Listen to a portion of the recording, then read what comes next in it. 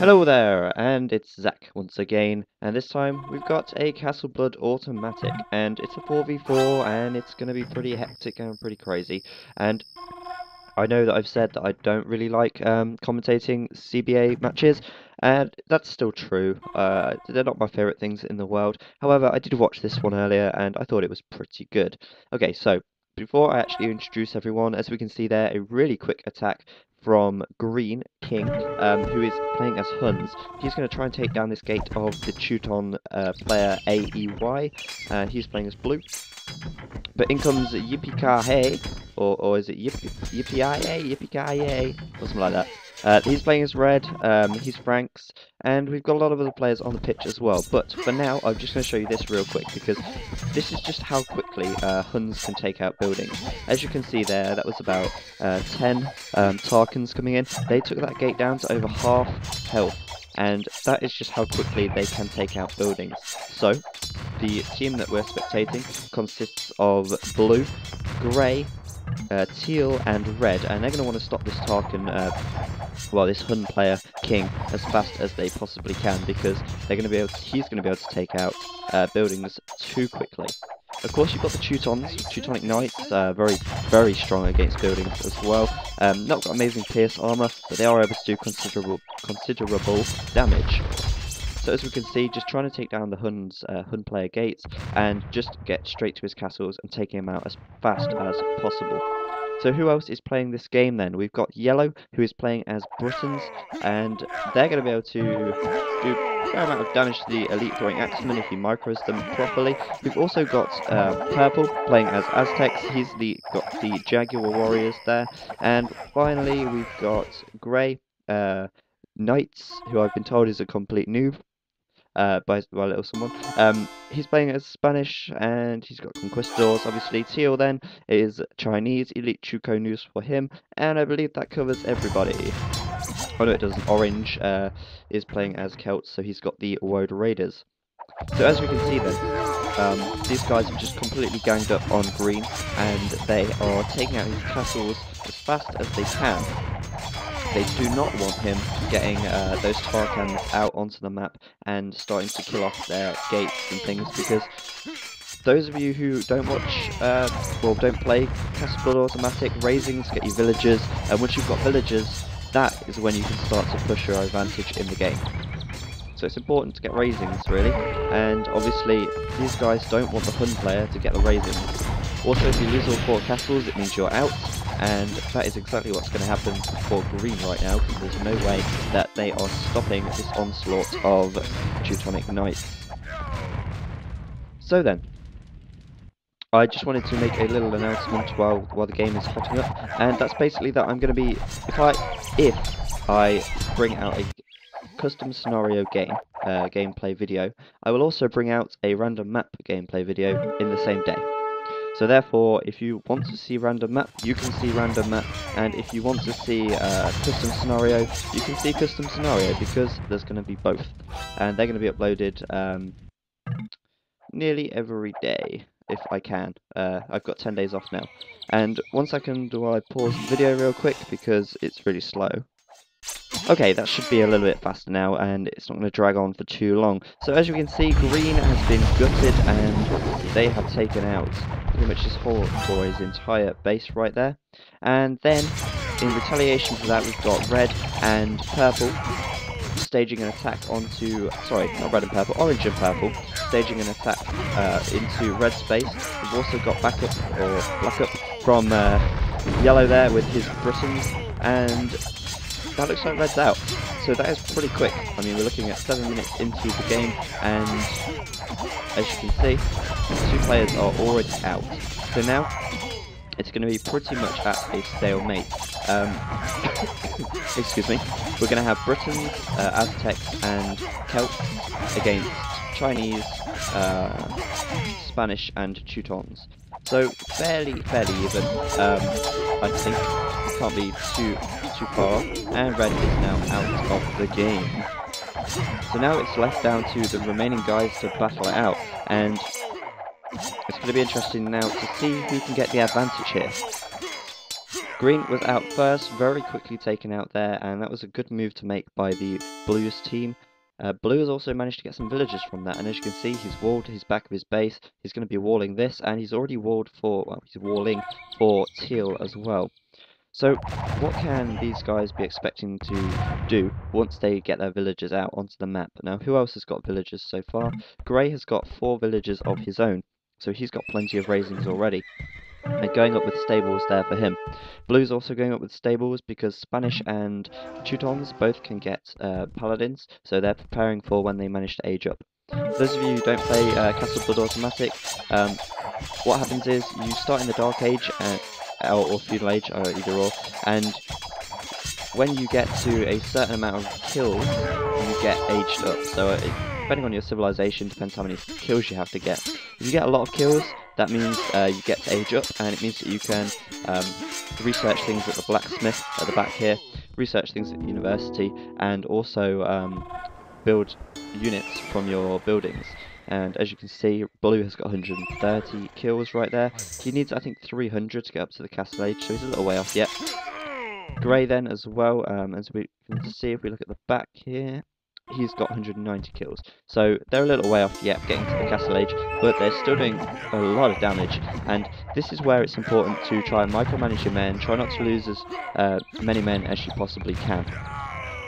If you feed your enemy, it's called feeding if you just send loads of weak units at a very strong army, that means they're going to get a lot of kills, and obviously you want to prevent losing as many men as you can in order to keep a technological advantage over your opponents. As we can see as well, Spanish only get hang on, let me try to say this properly, conquistadors, I believe. They only get conquistadors. They don't get elite ones yet. They have to wait to the Imperial Age to do that, which they need 750 kills for, I do believe. And Teal just about to get a raise there. That means Teal could get some villagers, and no, not yet. He needs one more raise. Will he manage to raise this gate? It could be doable.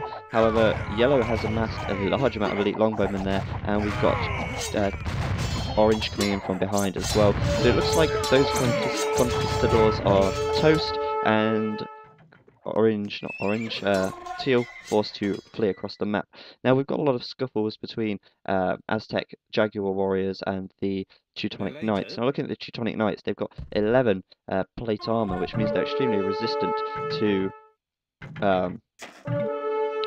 attacks from melee units. However, Jaguar warriors, correct me if I'm wrong, but I do believe they have an infantry attack bonus, as they are Aztecs, which means that the elite Teutonic Knights actually aren't that strong against the Jaguar warriors, and the Jaguar warriors are able to engage here and be quite effective in their attacks. Over on this side of the map, we've got a little bit more of a scuffle, and Orange is being prevented from leaving his base. Now, once your opponents get their buildings out, you want to be able to prevent them from getting as many out as they can, because obviously the more buildings they have, the stronger units, and the more units they're going to be able to make late game. Bear in mind you are limited to how many units you can have created from the castles, but once you start creating knights, paladins or whatever from the stables, you can get up to 200 population. So you want to stop them from getting buildings if you can. Orange then getting absolutely killed here, but reinforcements from purple and yellow from behind, and it looks to me like this force is going to be crushed. However, Elite Teutonu is pretty effective against longbowmen at the very least. However, I don't think they're going to stand up to too much from Void Raiders and Jaguar Warriors. A large mass of them there, and they're going to get slowly whittled down. Conquistadors there as well in the corner. Also, another good thing to do is just ram your men into the corner there, put them on stand ground so they don't move, and that way any melee units attacking are a lot less effective. Okay, so is anyone into the Castle Age yet? It looks like, no, not quite. Ah, there we go. Grey is finally into the Castle Age. He's given himself 330 kills for him so far. And he's now pounding out with all the knights that he can. And this is where the game starts to heavily swing in favour of one team or another, depending on how many buildings and how many extra units you can create. So as we can see then, Grey is already out with a lot of knights, and that's going to give him an advantage already. What is Blue? where did I get green from? Green's not even in this game. What is blue doing? Still building stables. Unfortunately for him, he needs to get some extra kills before he can advance to the castle age. And until he does advance to the castle age, his stables aren't going to be much use, because scout cavalries, of course, aren't going to be a great unit in this game. Grey, however, with a lot of stables out already, he's put as many in there as he possibly can, and he's now extending out to the front with some siege workshops. Of course, Spanish able to get a lot of siege as well. And that's a lot of stables right there for Grey. For Grey, a lot of knights, a lot of conquistadors, and really, they're all just piling into this area. What is Teal doing? Teal is going with archery ranges. That could mean that he's going for cavalry archers. Is he castle age yet? Not sure. I think he might be. If he's castle age, that means he's going to be able to help out with the fight. And it's now looking extremely in favour of the blue team. There we go, so you've just seen blue advance to castle age because he got 300 kills. That's going to mean he's going to be able to get out tons and tons and tons of knights. And if any of them reach the imperial age, which I don't think this game really allows for, it means that they're able to get paladins out as well, which really is going to swing the game in favour of them. Now, this is where the use of villagers really changes the game. As we see rams coming in and lots of knights as well. Orange is forced into a corner, he's not really able to do anything, and these guys are just suddenly taking over the whole map. Teal isn't really creating any extra units yet, I don't think. He's still sticking with his Chuko News. Chuko News, pretty effective against elite longbowmen. However, they are outnumbered there, so I don't think they're going to do so well. But more to the action down here. Orange is just losing all of these buildings, and that's going to be giving the other team lots of villagers to keep building with. And Orange isn't really able to do much about this at this stage. He could create some knights, but he's not really got enough stables to do so. He's going up with some watchtowers at the back of his base there, but Grey is coming in with rams, and he's got knights in there as well. Over on this side of the map, we've got Teal still going after a yellow there, and I don't quite know what's going on over here either. Looks like they were just dealing with yellow's attack over there. So we've got blue out with knights, we've got Grey out with knights, and Teal isn't really doing much at the moment, still with the Chuko News for him. Orange then really forced back, he's not able to get out of his base at all. Of course, he's got covering fire from these castles and the towers of flies, and the accursed tower, and these guard towers, watchtowers even as well. But Grey is going to be able to keep the pressure piled on. As you can see, pretty much unlimited resources right there. So also, yellow isn't going to be too effective now once these knights are on the field, because obviously knights versus longbowmen, knights are going to still win it unless the longbowmen can back themselves into a corner. So I'd say this is looking pretty much firmly in favour of the team who has covered pretty much the entire map with buildings right now.